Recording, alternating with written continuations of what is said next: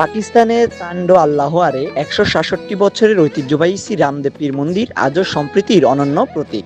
পাকিস্তানের সিন্ধু প্রদেশের তান্ডো আল্লাহরে অবস্থিত ঐতিহাসিক শ্রী রামদেব পীর মন্দির দীর্ঘদিন ধরে হিন্দু ধর্মাবলম্বীদের অন্যতম গুরুত্বপূর্ণ তীর্থস্থান হিসেবে পরিচিত।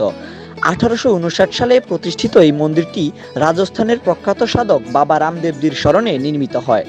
আজও এটি ধর্মীয় বিশ্বাস, লোক ঐতিহ্য এবং সাম্প্রদায়িক সম্প্রীতির একটি গুরুত্বপূর্ণ নিদর্শন হিসেবে বিবেচিত।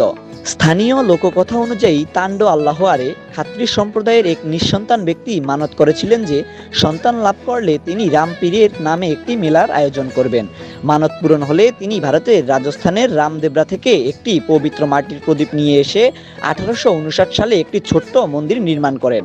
সময়ের সঙ্গে সঙ্গে সেই ছোট মন্দিরই আজকে বৃহৎ শ্রী রামদেব পীর মন্দিরে পরিণত হয়েছে। ঐতিহাসিক বাবা রামদেবজি প্রচলিত মতে ১৩৫২ থেকে ১৪৫৯ খ্রিস্টাব্দ রাজস্থানের পোখরান অঞ্চলের একজন রাজপুত শাসক ও আধ্যাত্মিক সাধক ছিলেন। তিনি দরিদ্র ও অবহেলিত মানুষের সেবায় নিজেকে উৎসর্গ করেছিলেন। অনেক হিন্দু ভক্ত তাকে ভগবান শ্রীকৃষ্ণের অবতার হিসেবে শ্রদ্ধা করেন। প্রচলিত কাহিনী অনুযায়ী মক্কা থেকে আগত ৫ জন মুসলিম পীর তার আধ্যাত্মিক শক্তি পরীক্ষা করতে এসে মুগ্ধ হন এবং তাকে রামশাহ পীর বা রামাপীর নামে সম্বোধন করেন। এই বিশ্বাসের কারণে হিন্দু ও মুসলিম উভয় সম্প্রদায়ের মানুষের কাছেই তিনি শ্রদ্ধার পাত্র হয়ে ওঠেন। ১৯৪৭ সালের দেশভাগের পর তান্ডো আল্লাহরের জনসংখ্যার চিত্র বদলে গেলেও মন্দিরটি ধর্মীয় গুরুত্ব অটুট রয়েছে।